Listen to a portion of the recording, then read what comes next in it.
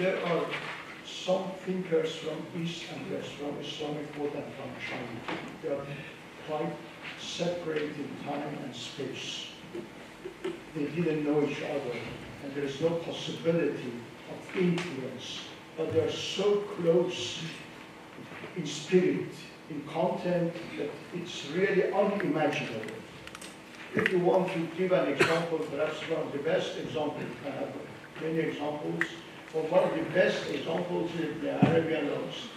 If you were to condense the whole of the Arabic in a small volume and summarize that volume in a very smaller volume, it would be almost something like if you were to expand Lao Tse and elaborate it, and again elaborate it more and more, it would become something about, I will not say exactly, but it would be very close. They didn't know each other. They were about 17 centuries apart. One was living, one was from Andalusia, from Islamic Spain, and the other was from China. And there was no possibility one is speaking Arabic and Chinese, neither in Arabic, no Chinese, no Lao Tse, no Arabic. So there is no possibility a historicist might find some place of influence. No, there is no possibility. But they are so, look at the Lao Tse begins. Tao, which can be named, is not Tao. Is the gist of Ibn Arabi. Is the gist of Ibn Arabi. So his discussion in Arabic is discussion of perfect man, of Ahadiyya and Wahidiyya, how from the Lao, that is from, let's say, Tao without name, there comes name, Tao, and 10,000 things, multiplicity and unity, perfect man, the idea of names and attributes, and many, many other things, especially perfect man. They're very, very close. So we ask for our next speaker, Professor Osman Nuri Kufur, Associate Professor from School of Theology from LBS University, is talking about features of ideal human being according to our soul and perfect human being, Islamic Hamel, according to Thank you, Chairman. First of all, I'd like to thank you, Turka, for this meeting. It's very important for two cultures, Islam and Chinese civilization. My paper is related to perfect man. In Lao Tzu, Taoism, and in Sufi thought, especially in Ibn Arabi and Rumi, and another Sufi thinker, Yunus Emre, a Turkish Sufi thinker. For Sufi thought, which places the human and human experience in a central position, the insan, human, has been one of the most important subjects since the early periods. The comparison of Taoist thought with those of Sufi tradition on insan kamil is very interesting in the similarities exhibited, although these traditions don't have any significant historical or geographical connections. Sufi tradition sees itself bound by Quran and Sunnah, prophetic tradition, which are the references of Islam. On the other hand, Sufi tradition includes many traits of the common human wisdom, that is the eternal wisdom or ancient wisdom, when talking about the insan. The similarities in the approaches of Sufism and mystical tendencies is the fundamental factor that creates the wisdom, that creates what is called the perennial philosophy. It will be beneficial to expand on this fundamental feature that creates the similarity between mysticism and Sufism. Psychologists who think like Jung describe the mystical experience as the direct experience of the sacred. For this reason, religions have more in common in their mystical aspects compared to their outer face that is formed of rules and regulations.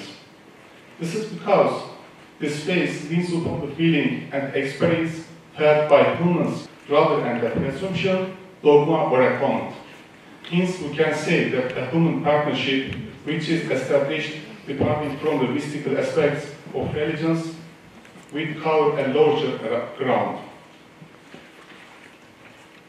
In our view, one of the fundamental reasons of similarity between the perception of Sufism and mystical approaches of the universe and things is that their vision of the truth as a whole, spreading through the existence and life, and their evolution of the truth on multiple levels. With this view, mystical approaches and Sufism assume that everything in existence has a piece and trace of the truth. Sufi thinkers like Ghazali and Mevlana draw attention to this with the parable of people who had never seen an elephant in their lives, having to recognize it in the dark. Each described it according to their positions.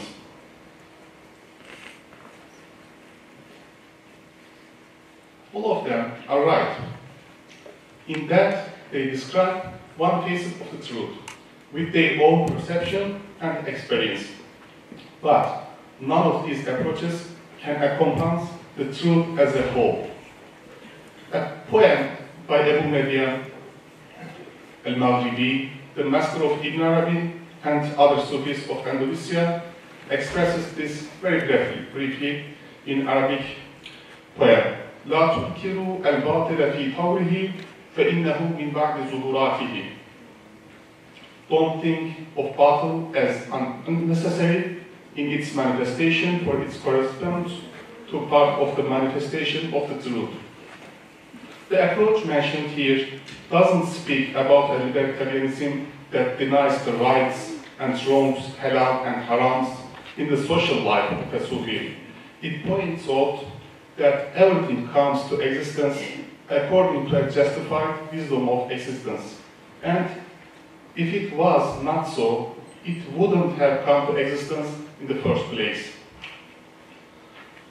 In this respect, an Arif, while living a lawful life, is more in peace with everything in life compared to a pious person who perceives religion as a set of rules in a superficial fashion. Upon seeing a piece of the truth, he doesn't alienate anything he loves the created to the creature. He almost becomes a human belonging to the creation. İnsan-ı Kamil qualities in the Taoism and Ibn Arabi. The ideal human, perfect human, al-İnsan-ı Kamil, according to Taoism, has superior qualities, for he is the manifestation of the way. Of the way, it means Tao. Hence, everything that is told about the way in Taoism is also about the ideal human. Everything that is about the ideal human is also about the way. All Chinese refer to Taoism as, how can we say, Tian Tao, way of the sky, and compare it to Yan Tao, way of human. In this respect, everything in Taoism is related to the idea of ideal human. Like that, in Ibn Arabi thinking, the thought that the human is created in the image of Allah in the Sufi thought is founded on the nearness of human and heavens. The term İnsan-ı Kamil is used in relation with a lot of terms in the terminology of Ibn Arabi, who had used the term for the first time. Let us now investigate into the relationships between the attributes of İnsan-ı Kamil in Taoism and Sufi thought, with the perspective of Sufi philosophers Ibn Arabi and Rumi. The first one, the fundamental quality of the ideal human in Taoism is that he disappeared in the way, in Tao, and became one with it. If one experiences annihilation in a spiritual ecstasy, having nothing left from his existence, and reaches the light, experiences that there is no difference between himself and the way. This, according to Taoism, is the sign of the birth of an ideal human. Lao Tzu calls this stage embracing the one, Tao. He says, Sacred woman embraces the one and hence becomes the creation of everything under the heaven. Lao Tzu, the name of the person who is thought to have founded Taoism, is a title in the meaning old sage, philosopher, or old master. Like that, in Rumi, Pir, Sheikh, the same meaning. According to Mevlana, the final stage that a disciple following the path of Sufism would be fena. It means annihilation or istighraq. Rumi says, Hak has told him, I am your tongue and your eye, I am your feeling, I am your grace and breath. It refers a Hadith Qudsi. Oh, who is exalted? You are me and I am you. Lao Tzu says about the quality of the Insani Kamil, Insani, perfect man who controls his ego and prevents its rebellion, embraces the one and never separates from him ever again. According to Mevlana, the major quality of the state of fena is the consciousness of oneness that the sage experiences in this state. Rumi says in this subject, I totally became it by which everyone slaves. Whatever is in the inside leads to the outside. The similarity between the annihilation of Insani Kamil in God, in Sufism, and the annihilation of the ideal woman in Taoism also exists between the solutions offered by masters as to how the ego will be destroyed to attain such a state. Chuang Tzu offers the following explanation about the paradoxical state of Insani Kamil. Sacred woman has the physical appearance of a woman, but he doesn't have human feelings. He lives among the ordinary people as if he is one of them, thanks to his outer appearance, but because he doesn't have human feelings. Judgments like good, bad, right, wrong, pleasant, non-pleasant don't reach him. What kind of state is it to have no feelings? Insani Kamil, having no feelings means the following is in Taoism. Not to be affected by things that are pleasant or non-pleasant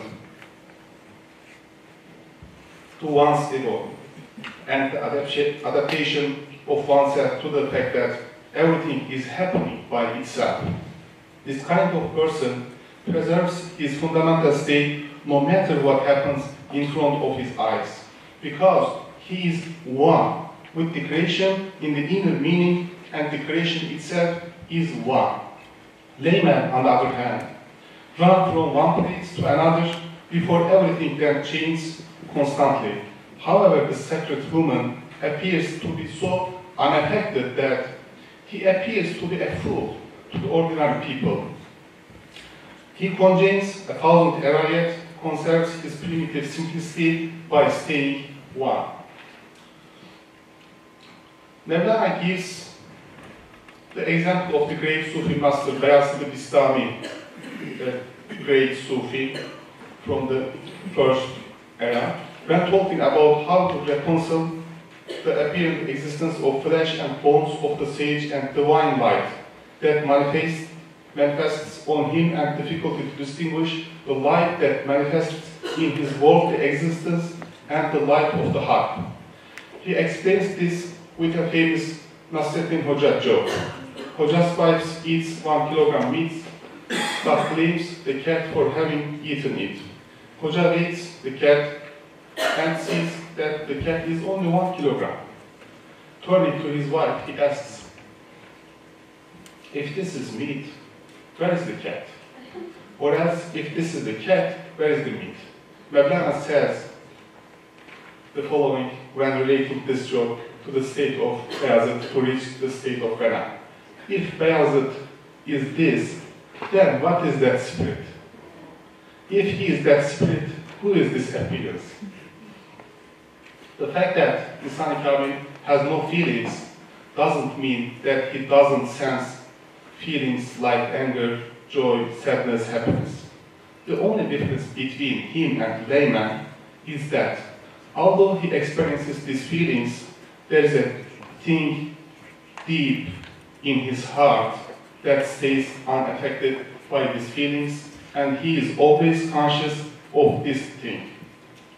Feelings pass by his heart just like the seasons are passing by the earth.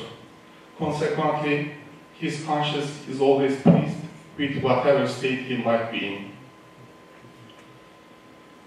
Being pleased and content is another common feature of the ideal human in Taoism and the İnsan-ı Kamil of Sufism.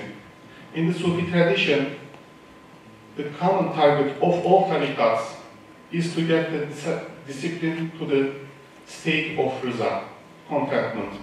Rıza is the final stage in all the classifications that are devised since the early eras. For example, the Usul-i Aşere of Necmuddin Kübra starts with Tevbe and ends with Rıza. Nothing befalling him can take him nefs-i mutmainne from being pleased with Allah. Many sages express this in their poetry. İbrahim Hakkı Erzurumi, another Sufi poet, says in this famous Telfizname, "Don't you think that justice is cruelty? Be patient, don't think it is him. Surrender, don't burn in fire. Let us see what our master will do. Beautiful it is, whatever he will do."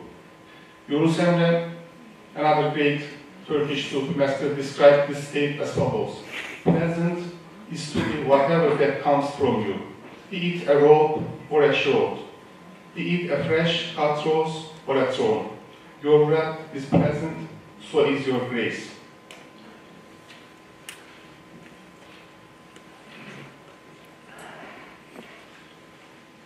A feature that separates layman from sacred human in Taoism, very similarly to Sufism, is that unlike İnsan-ı Kamil, laymen are deep in their desires and passions, but are very shallow in their spiritual adornment. In Taoism it is said, 5 colors get people blind, while 5 musical notes get people deaf. 5 tastes spoil palate. We see the same feature in Mevlana, although there is no historical or geographical connection whatsoever. The similarity in the expressions is peculiar. If you give up his drinks for a few days, you will taste the divine wine. And the similarity of the language being symbolic. A typical quality of Laotizu is his symbolic style to express his thoughts. He develops his thoughts that are crucial in his perspective and expresses them through descriptions. Sufis also have developed a particular symbolic language since the early periods. Mevlana explains this feature of the İnsan-ı Kamil by the example of Hazreti Süleyman, knowing the language of the birds. Yunus, another Sufi, explains this quality of the İnsan-ı Kamil as follows: "He who doesn't know the language of love is either a fool or a heretic. I know the language of the birds," Süleyman tells me. "I came with a wakif, nobody knows my state, I tell and I listen to myself. Nobody knows my language. My language is that of the birds. My home is the city of the friend." Laotizu and Mevlana and other Sufis uses symbolism in expressing his thoughts. The symbols used exhibit a surprising similarity. The first one, baby symbol. Baby is an appropriate symbol for ideal human according to Laotizu. Layman's desires drive them to fight natural conditions. Their logic is busy planning to own things that they desire. Hence, their logics make them stiff and tough. However, the ideal human symbolizes the Taoist ideal that advises to be one with the nature and to be in harmony with the natural flow of things, without thinking just like a baby does. So a baby is an appropriate symbol to describe the ideal woman. Mevlana thinks of the Sufi sages as babies in heart's lap. The baby is left on the ground when he grows up to be strong and have willpower, yet everybody misses his state when he was on the lap. The purpose of the Sufi journey is to teach people to have no will with his own will, to destroy his will in the will of Allah.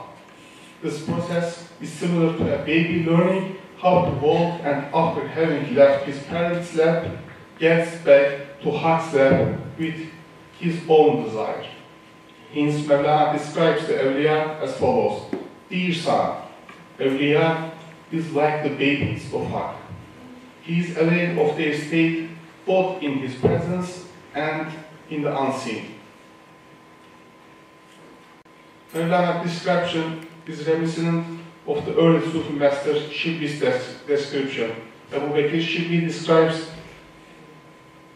awliya, Sufis are babies on heart's lap. And another similarity is the symbol effect of the language of state. Taoism, its state, sacred woman obeys the principle of man of action and speaks without words. This principle in Taoism is similar to the following saying of famous Sufi Junaid al-Baghdadi about the sage.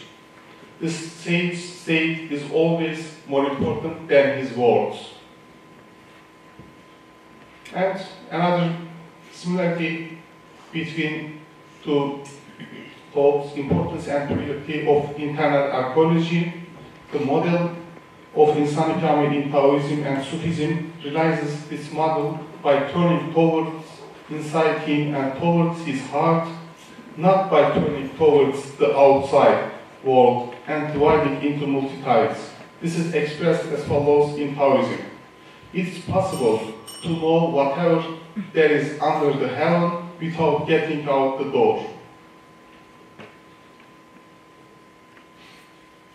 Rumi says in this subject, although you have a basket full of bread, you will run here and there to seek bread.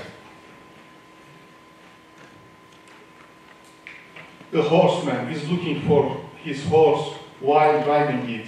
If you ask him, what is that underneath you, he will say, a horse, but where is my horse? And another symbol of water. Water is another symbol of Lao Tzu. A similar situation is seen with Mevlana and Ibn Arabi. Lao Tzu uses the example of water while explaining the great power of Adem-i Icraat, of ideal perfect woman. He says the following about this: there is nothing softer and weaker than water, yet nothing beats it in arraying strong and tough things, because nothing can resist it nor dominate it. The symbol of water is used by early era Sufis, the saying of Junaid Baghdadi.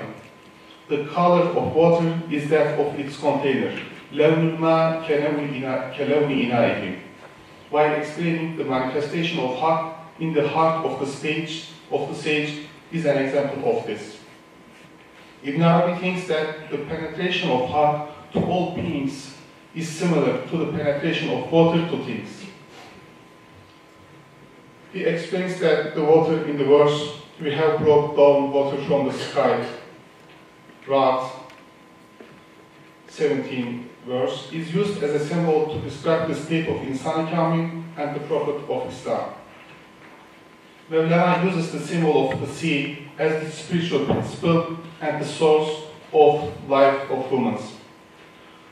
For Lao Tzu, water is one of the most appropriate face of the way, Tao, and hints that of Insan-ı Kamil due to this soft power that it has.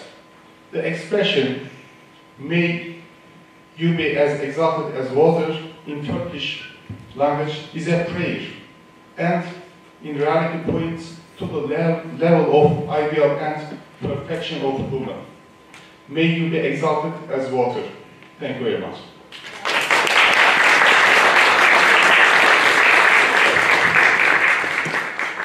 thank you very much, Professor Osman Nuri Kuchu, for your very interesting paper.